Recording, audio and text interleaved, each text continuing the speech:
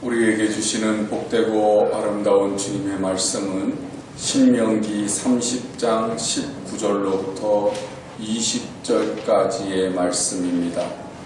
구약성경 311페이지 신명기 30장 19절로부터 20절까지의 말씀입니다. 이 계시의 말씀을 한 절씩 교독으로 받들어 읽겠습니다. 내가 오늘 하늘과 땅을 불러 너희에게 증거를 삼노라. 내가 생명과 사망과 복과 저주를 내 앞에 두었은즉 너와 네 자손이 살기 위하여 생명을 택하고 네 하나님 여호와를 사랑하고 그의 말씀을 순종하며 또 그를 의지하라. 그는 내 생명이시요 내 장수이시니 여호와께서 그의 조상 아브라함과 이삭과 야곱에게 주시고 맹세하신 땅에 그가 거주하리라. 아멘. 우리 서로 좌우 옆으로 인사를 나누시겠습니다. 예수님 닮으셨습니다. 예수님 닮으셨습니다. 한 번 더 축복도 나누십니다. 당신은 하나님의 복덩이십니다. 네, 당신은 하나님의 복덩이십니다. 이제 주님 앞에 한 번 더 고백하겠습니다. 예수님으로 만족합니다. 네, 예수님으로 만족합니다. 진심으로 예수님으로 만족하셔서 우리들의 가는 일생이 천국을 누리시게 되는 복되고 아름다운 인생길이 되시게 되기를 주님의 이름으로 간절히 축원합니다. 백두산에는 천지가 있죠. 보통 이제 저는 그 백두산을 안 가봤습니다만은 천지를 통해서 두 강이 시작이 된다고 그래요. 동쪽으로 흐르는 강은 두만강, 서쪽으로 흐르는 강은 압록강. 그렇게 얘기하잖아요. 혹시 백두산 다녀오신 분 계세요? 나중에 우리가 한번 꼭 가보긴 가봐야 될 텐데. 그런데 그 천지라고 하는 그 연못에서 그 담겨져 있는 그 물이 자기가 두만강으로 가야 되겠다. 그리고 선택할까요?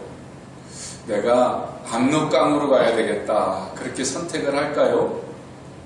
그 천지에 있는 물은 자기가 압록강으로 갈 것인지 두만강으로 갈 것인지 선택하지 못합니다. 그저 그 천지에 담겨 있다가 바람에 의해서 이렇게 흘러가는 그 물살의 그 힘에 의해서 흐르다 보니까 두만강을 따라서 동해로 가게 되든지 압록강을 따라서 서해로 가게 될 때가 있겠지요. 때로는 바람에 따라서 이렇게 흘러가는데 글쎄 돌멩이가 하나 가운데 있어가지고 그 돌멩이 때문에 물이 치우쳐서 압록강으로 흘러서 서해로 들어가게 되거나 두만강으로 치우쳐서 동해로 흘러가게 되겠지요. 이 물에는 자기가 스스로를 결정할 수 있는 자유의지가 없기 때문에 그냥 바람에 의해서든지 돌에 의해서든지 아니면 어떤 그 물리적인 힘에 의해서 두만강으로 들어가서 동해로 가거나 압록강으로 흘러서 서해로 갈 수밖에 없을 거예요. 그런데 사람에게는 하나님께서 창조하셨을 때부터 자유의지라고 하는 것을 주셨어요. 이 자유의지라고 하는 것이 뭐냐면 내가 무엇을 선택할 수 있는 그런 의지를 주셨단 말이에요. 그래서 사람이 자기의 의지대로 동쪽으로 갈 것인지 서쪽으로 갈 것인지 아니면 차라리 여기에 머물러 있을 것인지를 선택할 수 있는 거예요. 오늘 이스라엘 백성들을 보면은요, 광야에서 40년 동안 광야 생활을 했습니다. 그리고는 지금 요단강을 앞에 두고 이제 가나안 땅으로 들어갈 때가 됐어요. 모세가 이 가나안 땅에 이제 눈앞에 있는 가나안 땅을 바라보면서 모세를 통해서 주시는 하나님의 명령을 이스라엘 백성들에게 선포합니다. 오늘 본문 말씀을 다시 제가 읽어드리면은요, 내가 오늘 하늘과 땅을 불러 너희에게 증거를 삼노라. 내가 생명과 사망과 복과 저주를 내 앞에 두었은즉 너와 내 자손이 살기 위하여 생명을 택하고 내 하나님 여호와를 사랑하고 그의 말씀을 청종하며 또 그를 의지하라. 그는 내 생명이시요 내 장수이시니 여호와께서 내 조상 아브라함과 이삭과 야곱에게 주리라고 맹세하신 땅에 내가 거주하리라. 그렇게 말씀을 하세요. 하나님께서 지금 이스라엘 백성들이 가나안 땅을 들어가는데 그 가나안 땅 문 앞에 무엇을 두셨다고요? 생명과 사망, 그 두 갈래 길을 주셨다는 거예요. 아니, 이스라엘 백성들이 새로운 땅을 향해서 들어가면 생명과 축복의 길, 그 길만 좀 열어주시지. 왜 이스라엘 백성들의 그 길 앞에 사망과 저주의 길은 왜 두셨을까?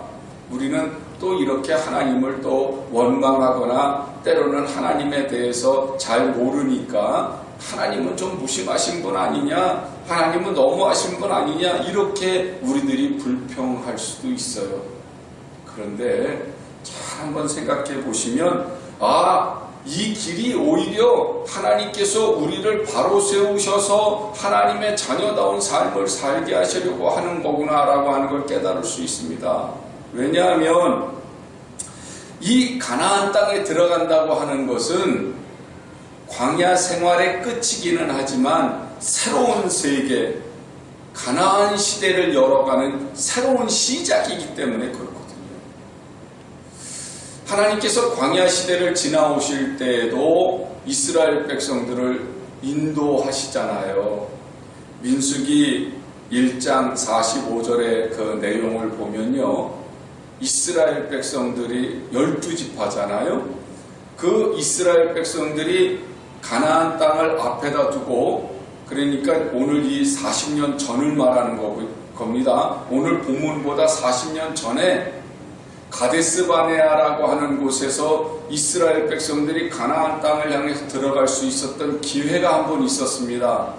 그때에 이스라엘 백성들이 모세에게 그냥 어떻게 들어갑니까?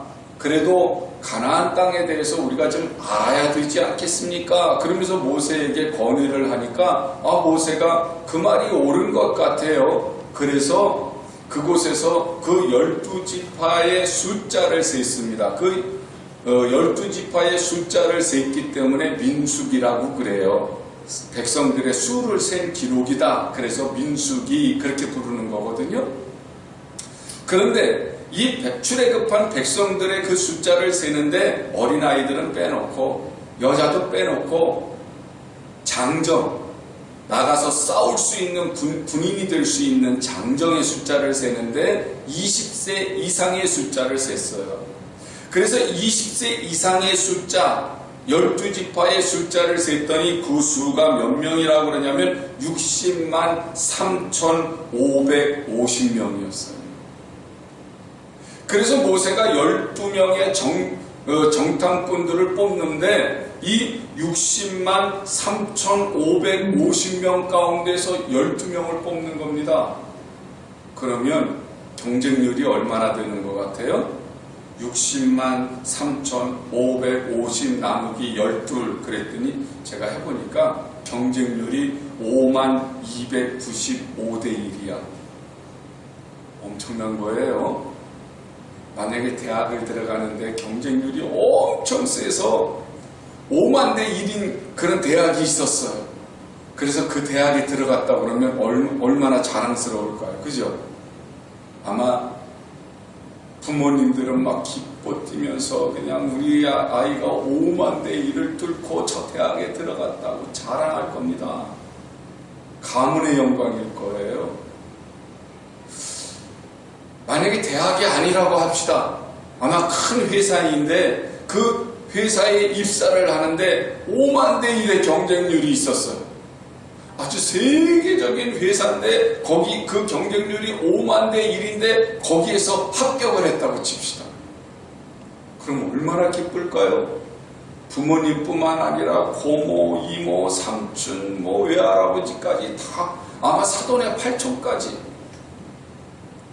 가문의 영광으로 알고 야 우리 집안에 영웅이 났다고 우리 집안에 아주 굉장히 자랑거리가 났다고 이래가면서 자랑하지 않겠어요? 아니 그 정도로 가문의 영광인 12명의 정탐꾼 이 사람들은 굉장한 엘리트들이었던 거예요. 우습게 볼 사람들이 아니야. 이 사람들에게 그 5만 대 1의 경쟁률을 뚫고 뽑힌 12명의 정탐꾼들에게 가나안 땅에 대해서 정탐을 하고 오도록 그렇게 모세가 명령을 해요.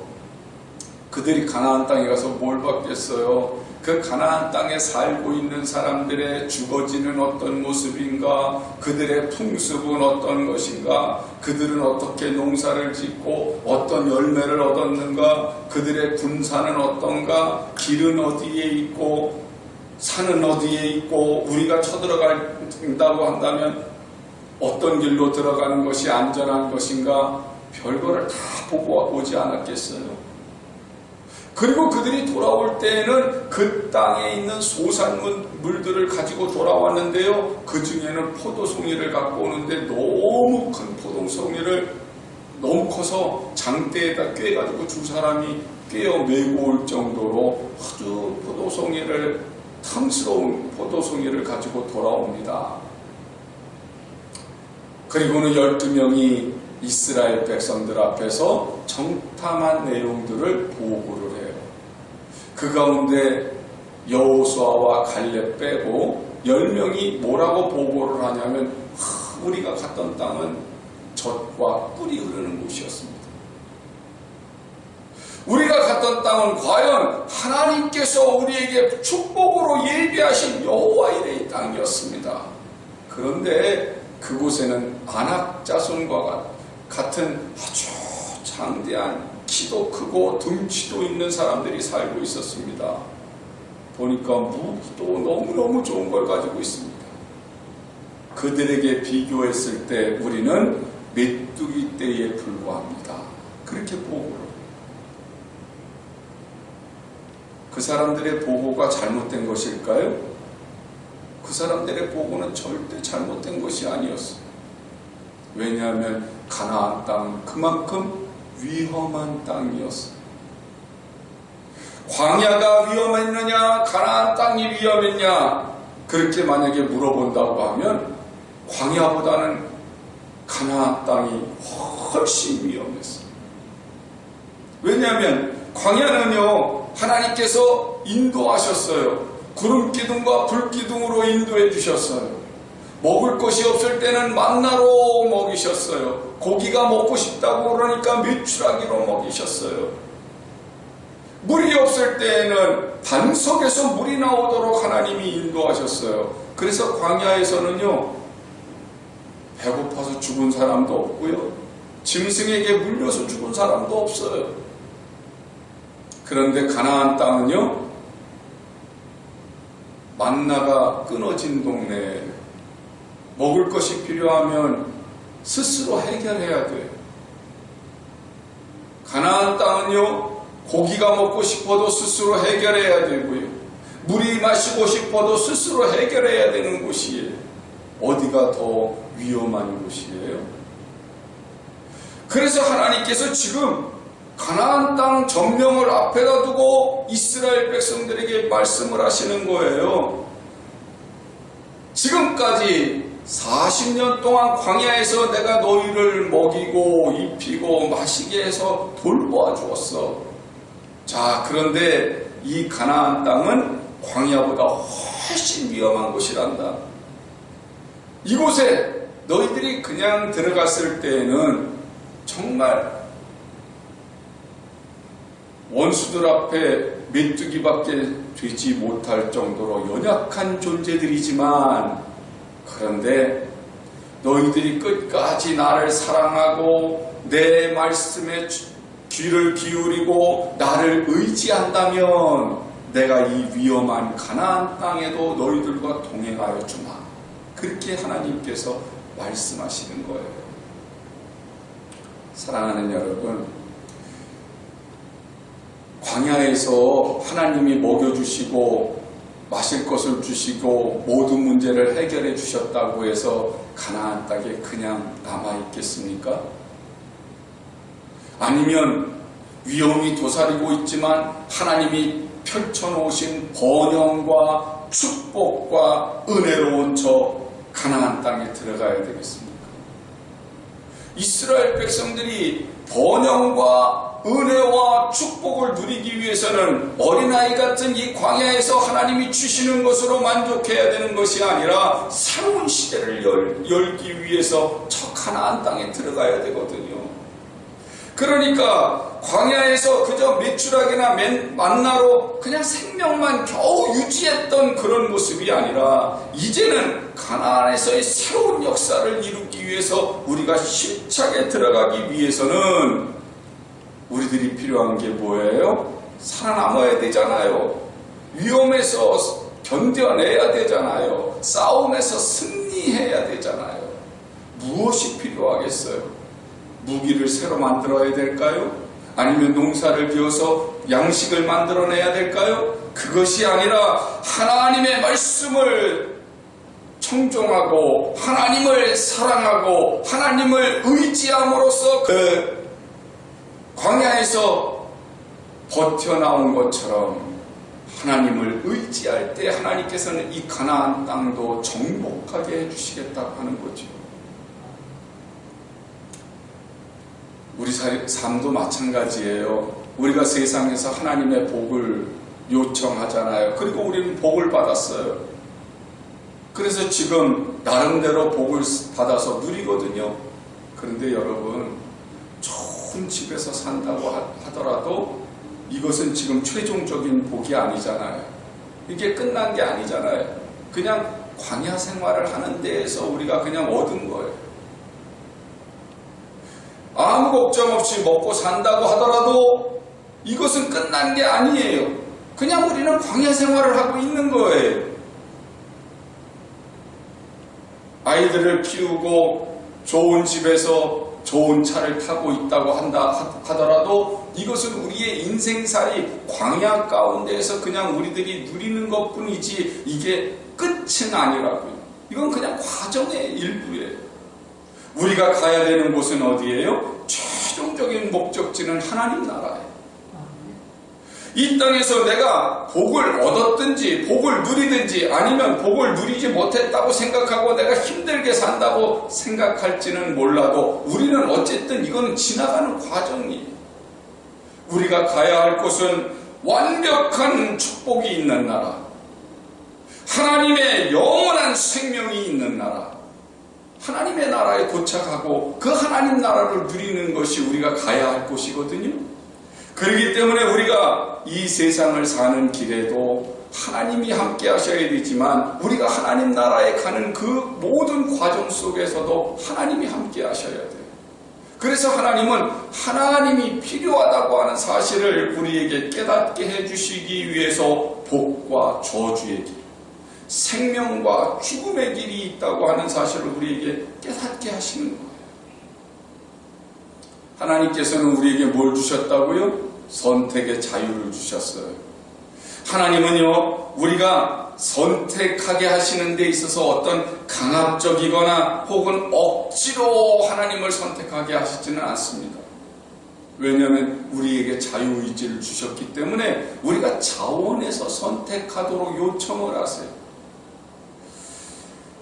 선택의 자유라고 하는 것은 자신이 결정하는 거예요. 그리고 자신이 결정한 것에 따라서 내가 그 결정한 모든 것들에 대해서 준행하고 그것을 준수할 수 있는 능력을 가지고 있는 것. 그것이 선택의 자유 아닙니까? 이것을 제대로 하지 못하면 이 자유를 빼앗겨 버리면 우리는 목숨을 걸고 싸우잖아요. 그래서 우리가 선택의 자유를 하고 있는 이 자유, 이것이 바로 민주주의의 기초예요. 이것조차도 말살해버리면 우리는 완전 공산주의에서 살고 있는 거기 때문에 그래서 이 자유를 얻기 위해서 투쟁을 하는 거거든요. 그래서 하나님도요, 이 자유는 억지로 우리에게 강요하시거나 이 자유를 억지로 박탈하지 않으세요. 이 자유를 우리에게 주신 것 그대로를 우리에게 허락하셔서 오늘 본문 말씀을 보면 자발적으로 자, 네가 선택한 그것이 결과는 이렇다. 그러니 무엇을 선택할 것이냐 하면서 우리에게 권면하세요. 19절에서 뭐라고 그래요? 너와 네 자손이 살기 위해서 생명을 택해라. 그렇게 요청하세요. 택한다고 하는 것이 바르라고 하는 히브리 말인데 이 말은 생각하고 곱씹고 곱씹어서 신중하게 선택해라. 그런 뜻이에요. 강요가 아니라 네가 한번 생각해봐라. 그리고 깊이 선택해서 후회 없는 선택을 해라. 너와 네 자손이 사는 것이 어떤 것인지 곱씹고 곱씹어서 소가 마치 되새김질 하듯이 너의 생각을 되새김질해 가면서 하나님을 선택해.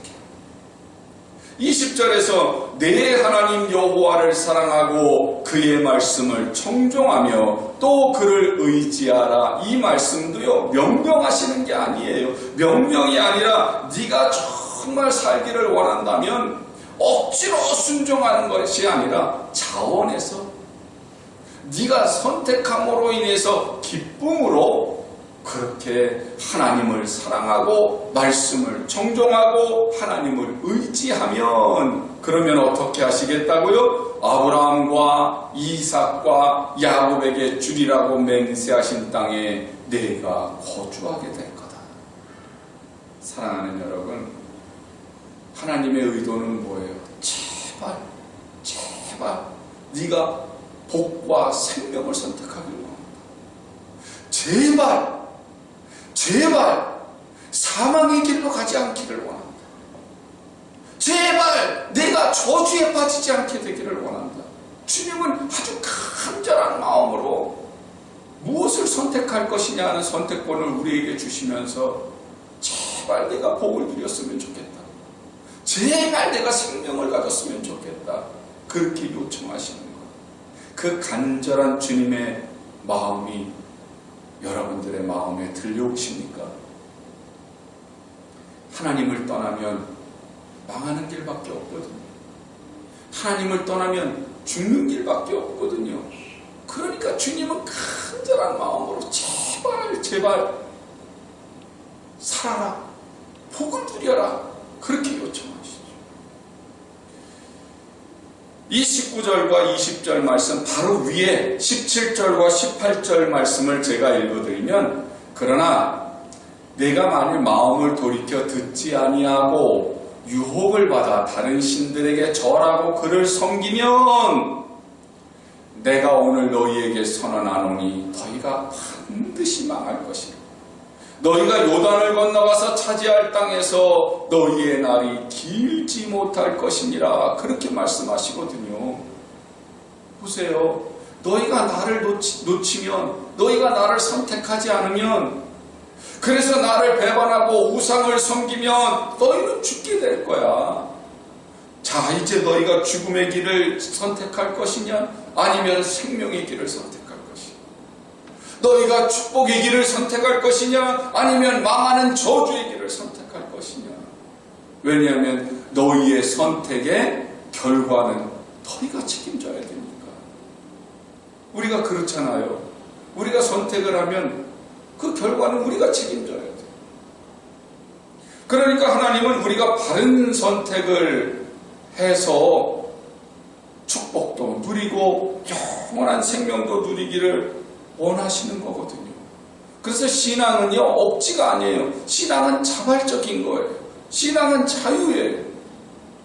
그런데 하나님께서 계속해서 강요하시는 건 뭐예요? 우리들에게 복 받으라고, 우리에게 생명을 누리라. 창세기 25장에 보면요, 우리가 아주 잘 아는 말씀이 나오는데 팥죽 한 그릇에 장자권을 사고판 에서와 야곱의 얘기가 나옵니다. 에서와 야곱은 쌍둥이잖아요. 그런데 이 에서는 아주 사나이답게 바깥으로 나돌면서 활쏘기를 좋아하고 사냥하는 것을 좋아합니다. 근데 야곱은요, 집안에 있는 것을 좋아했어요. 근데 집안에 있다고 하는 걸 우리 나쁘게 보면 안 돼요. 뭐 내성적이거나 뭐 그렇게 볼 수도 있죠. 그런데 그 집안에 있었다고 하는 것은 경건했다고 하는 뜻이에요.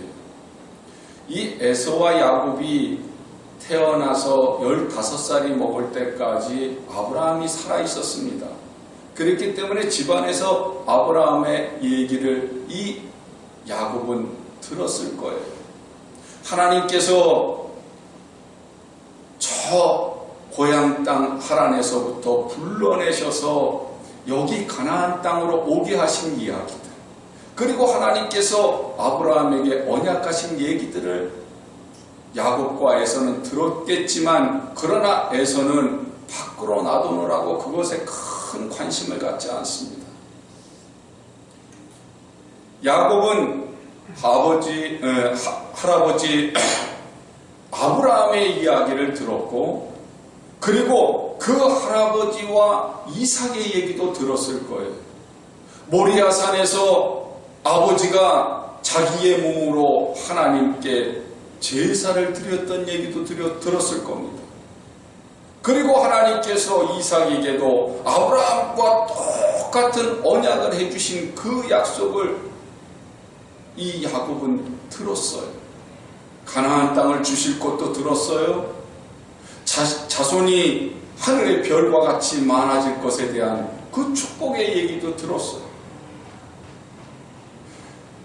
야곱과 에서가 이 똑같은 얘기를 들었음에도 불구하고 이 에서는 그 일에 관심이 없었지만 야곱은 그 일에 관심이 많았어요. 어느 날 이 에서가 사냥을 하다가 허기가 져서 들어왔더니 자기 동생 야곱이 팥죽을 쓰고 있는 겁니다. 그때 뭐라고 얘기를 해요? 야, 나 배가 고파서 죽게 됐다. 그러니 이 팥죽 좀 한 그릇 다오. 야곱이 얘기를 해요. 그럼 장자권 나한테 팔을래? 장자권을 나한테 준다 그러면 내가 이 팥죽 줄게. 그랬더니 에서의 대답은요, 그래, 그까지 장자권 너한테 줄게. 아마 이 에서가 생각했을 때는 이 장자권을 준다고 하는 게 어떤 문서로 된 것도 아니고, 이 장자권을 자기네 둘이서 얘기한다고 하더라도 아버지가 인정하지 않으면 인정되는 게 아닙니다. 장자권이라고 하는 건 두 가지의 큰 의미가 있습니다. 하나는 아버지의 유산을 2배로 받을 수 있어요. 동생보다 2배로 받아요. 또 하나는요, 그 집안의 제사장권을 가질 수 있어요. 아직 레위 자손들이 생기기 전이었기 때문에 하나님을 예배하는 일에 장자가 하나님 앞에 예배를 드렸거든요. 그렇기 때문에 그 집안의 장자권이라고 하는 것은 예배권이에요. 제사권이었어요.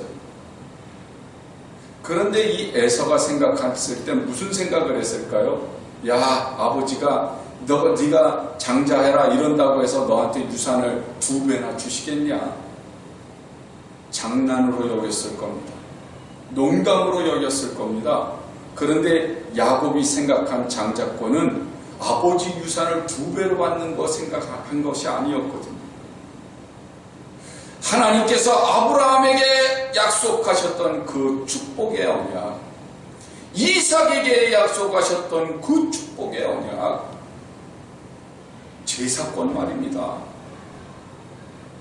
하나님이 아브라함과 이삭에게 약속하셨던 그 축복의 언약이 바로 내 것이 되기를, 형이 장자라고 해서 그리로 내려가는 것이 아니라 나에게로 오기로 간절히 소망하는 거죠. 성경은요, 에서가 장자권을 가볍게 여긴 것을 망령되었다 그렇게 표현을 해요. 망령된다고 하는 말 우리 가끔 많이 쓰지요. 노인분들이 뭐 잘못하면 아유 저 노인네 망령이야 그러잖아요. 그 망령됐다고 하는 말이 무슨 말이냐면 말이나 행동이 상식에서 또 정상에서 벗어난 거, 그걸 망령됐다고 그래요. 그러면 에서 보고 지금 정상이 아니야. 그의 상식이, 그의 말이 그냥 벗어났어요. 행동이 정상에서 벗어났어요. 그 얘기가 무슨 말이겠어요? 사실상 에서가 이삭의 그 재물에, 유산에 손해본 것이 있나요? 없어요. 그런데 그는 무엇을 빼앗겼어요? 하나님께서 베풀어 주신 축복을 빼앗겨버린 말이었어요. 에서가 망령됐다고 하는 말은 순간적인 배고픔, 육신적인 배고픔, 육신적인 그 연약함 때문에 영적 축복을 빼앗겨버렸다고 하는 것 때문에 망령됐다고 얘기하는 거예요. 여러분, 오늘 우리들이 세상을 살면서 말입니다. 우리는 에서의 이 선택을 할 때가 많아요. 이익이냐 하나님이냐, 육신의 즐거움이냐 하나님이냐, 육신이냐 하나님이냐, 육신의 정욕이냐 하나님이냐, 이 수없이 우리가 살아가는 일에 이 선택을 해야 되는 경우들이 많거든요. 주님은 우리에게 아무 말씀도 안 하세요. 한마디도 잘했다 잘못했다 말씀 안 하세요. 그 이유는요, 선택의 자유권을 우리한테 주셨으니까. 우리가 에서와 야곱의 축복에 대해서 우습게 여기시면 안 됩니다. 왜냐하면요, 예수님의 탄생 때를 한번 기억해 보세요. 예수님이 마구간에서 태어나셨을 때 동방박사들이 하늘의 별을 봤어요. 그 당시에 그 이스라엘을 다스리고 있던 그 왕이 누구였냐면 헤롯이었어요. 헤롯은요, 에돔 사람입니다. 에서의 후예예요. 저 이방에서 오는 그 동방박사들이 유대인의 왕을 찾잖아요. 그래서 들어가는 곳이 어디냐면 헤롯이 거하고 있는 왕궁으로 들어갔어요. 그리고는 뭐라고 얘기하세요? 유대인의 왕이 어디에서 태어나셨습니까? 헤롯을 보고 왕이라고 인정한 건가요? 아닌가요? 아니죠. 동방박사들은요, 헤롯을 왕으로 인정하지 않습니다. 그리고는 유대인의 왕이 어디서 태어나셨습니까? 그러면서 유대인의 왕을 찾아요. 그들이 어디에 가서 찾아요? 바구간에 누워있는 어린아기를 보고 그들이 경배하는 것을 볼 수 있어요. 육신적으로 실제로 그 당시에 그 권력을 쥐고 있었던 것은 헤롯인지는 몰라도 만왕의 왕은 예수님이셨어요. 왕 중의 왕은 예수님이셨어요.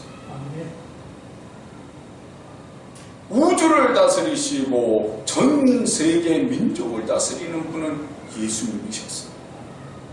여러분, 오늘 우리들이 이 사실을 기억한다고 한다면 그저 지금 일시적인 나의 유익이나 육신적인 즐거움이나 육신적인 일 때문에 하나님을 선택하는 일을 소홀히 하는 에서의 선택에서 빠져나오셔야 될 줄로 믿습니다. 누가복음 10장 38절로부터 42절에 보면요, 마르다라고 하는 여인이 예수님을 영접을 합니다. 그런데 예수님과 예수님의 제자들이 마르다의 집에 왔으니 얼마나 분주하겠습니까? 또 자기가 초대했으니 맛있는 걸로 대접하고 싶겠지요. 그래서 막 그 음식을 준비하느라고 마음이 분주해서 이리저리 막 그냥 혼자서 바쁘게 다닙니다. 그런데 동생 마리아는 예수님 발치에 앉아가지고 예수님의 말씀을 듣고 있는 거예요. 그때 마르다가 예수님에게, 주여, 내 동생이 나 혼자 일하게 두고 있으니 내 동생에게 나를 도와주라고 말씀해 주세요. 그렇게 요청을 해요.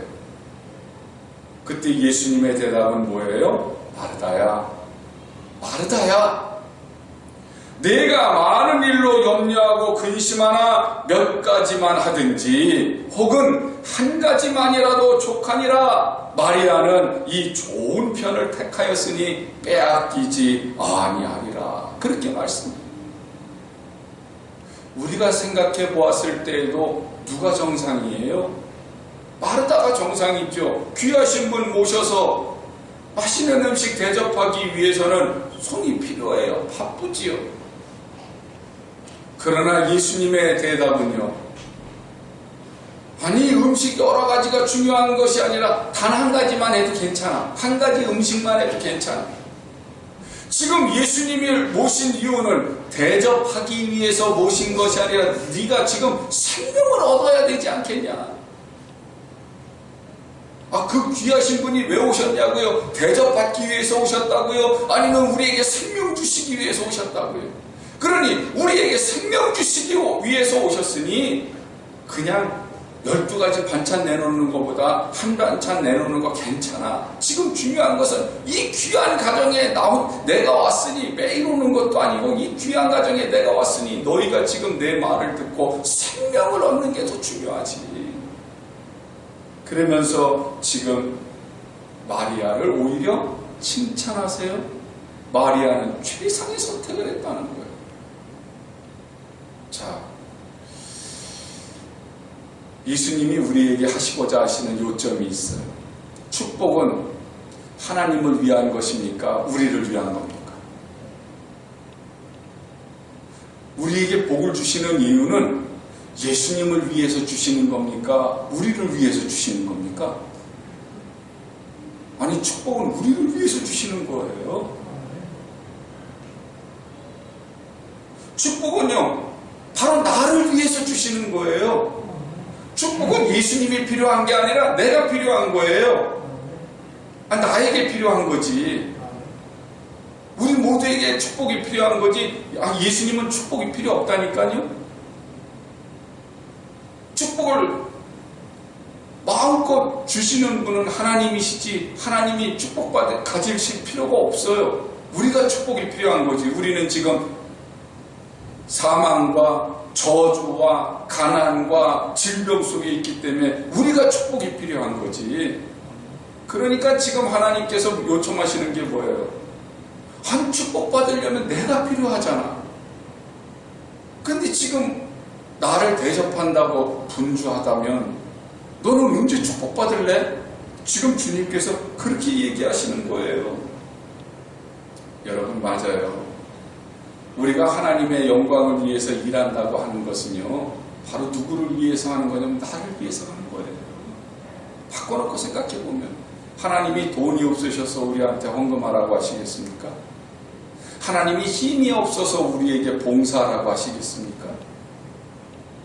그것이 아니라 하나님께 헌금함으로 내가 복 받으니까, 하나님께 봉사함으로 내가 복 받으니까, 내가 필요한 것들을 하나님께서 주시기 위해서 우리에게 하나님의 은혜를 받으라고, 하나님의 말씀을 순종하라고, 하나님을 사랑하라고 그렇게 요청하시는 거라니까요. 여러분, 잠언 14장 12절의 말씀을 보면은요, 어떤 길은 사람이 보기에 바르나 필경은 사망의 길이니라, 그렇게 말씀을 해요. 마르다가 보았을 때 예수님을 대접하는 것이 더 옳을 것 같아. 예수님 말씀보다 말이죠.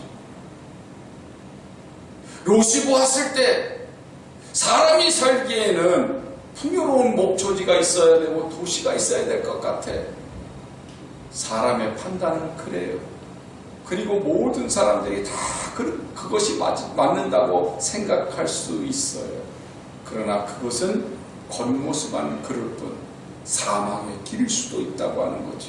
그래서 성경은 우리에게 뭐라고 말씀하시냐면, 무엇이 나에게 이득이 될 것이냐, 이것을 가지고 길을 선택할 것이 아니라 무엇이 옳은 길이냐, 무엇이 생명의 길이냐, 무엇이 축복의 길이냐를 보고 선택을 하라고 우리에게 요청을 하세요.